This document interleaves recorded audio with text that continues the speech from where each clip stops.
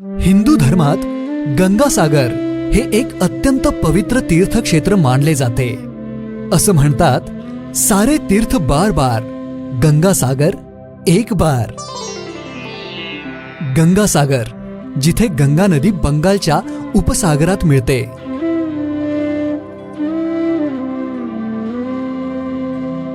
पण या पवित्र संगमामागे आहे एक थरारक आणि आध्यात्मिक कथा, सगर राजाची, त्याच्या 60,000 पुत्रांची आणि गंगेच्या अवताराची।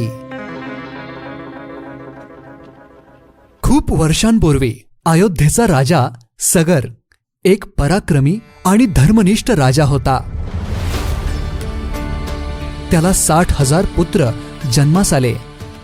सगर राजाने एकदा अश्वमेध यज्ञ करण्याचा निर्णय घेतला, एक महत्वाकांक्षी यज्ञ ज्यामध्ये एक पवित्र घोडा देशभर हिंडवण्यात येतो। परंतु देवेंद्र म्हणजेच इंद्र सगर राजाच्या वाढत्या सामर्थ्याने भयभीत झाला। त्याने तो यज्ञ घोडा चोरून पाताळात नेऊन लपवला। कपिल मुनींच्या आश्रमाजवळ सगर राजाच्या आज्ञेने त्याचे 60,000 पुत्र घोडा शोधण्यासाठी निघाले। अखेर त्यांना घोडा कपिल मुनींच्या आश्रमात आढळला। पण त्या मुलांना वाटले की कपिल मुनीनेच तो चोरलेला आहे। ते संतापले आणि त्या तपस्वी मुनीला दोष देऊ लागले। त्यांच्या अपमानामुळे कपिल मुनींचा तप भंग झाला आणि रागाच्या भरात त्यांनी आपल्या तपशक्तीने त्या 60,000 पुत्रांना भस्म केले। सगर राजा शोकमग्न झाला, परंतु कपिल मुनी म्हणाले, तुझ्या पुत्रांचा उद्धार केवळ पवित्र गंगा पृथ्वीवर आल्यासच होईल।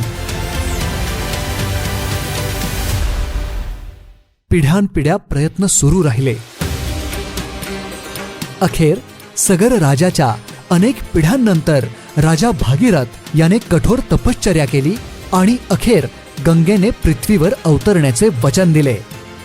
गंगेचा वेग प्रचंड होता, त्यामुळे शंकराने स्वतः गंगेचा प्रवाह आपल्या जटांमध्ये अडवला आणि नंतर ते सौम्यपणे पृथ्वीवर सोडले।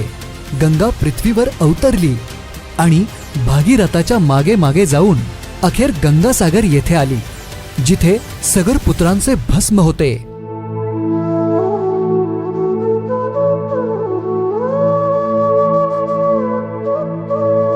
गंगेच्या पवित्र जलाने त्यांच्या आत्म्यांना मोक्ष मिळाला। तेव्हापासून या स्थानाला गंगासागर असे म्हणतात आणि आजही मकर संक्रांतीच्या दिवशी लाखो भक्त येथे स्नान करतात, आपल्या पापमुक्तीसाठी आणि मोक्ष प्राप्तीसाठी। गंगासागर ही केवळ एक जागा नाही, ती श्रद्धा आहे, परंपरेचा, भक्तीचा आणि मोक्षाचा संगम आहे। गंगासागर यात्रेच्या पवित्र अनुभवासाठी आम्हाला नक्की संपर्क करा। हा व्हिडिओ आवडला असेल तर झुंजारराव यात्रा चॅनेलला लाईक करा, शेअर करा आणि सबस्क्राईब करायला विसरू नका। आपल्या प्रवासाची साथ आम्ही सदैव देत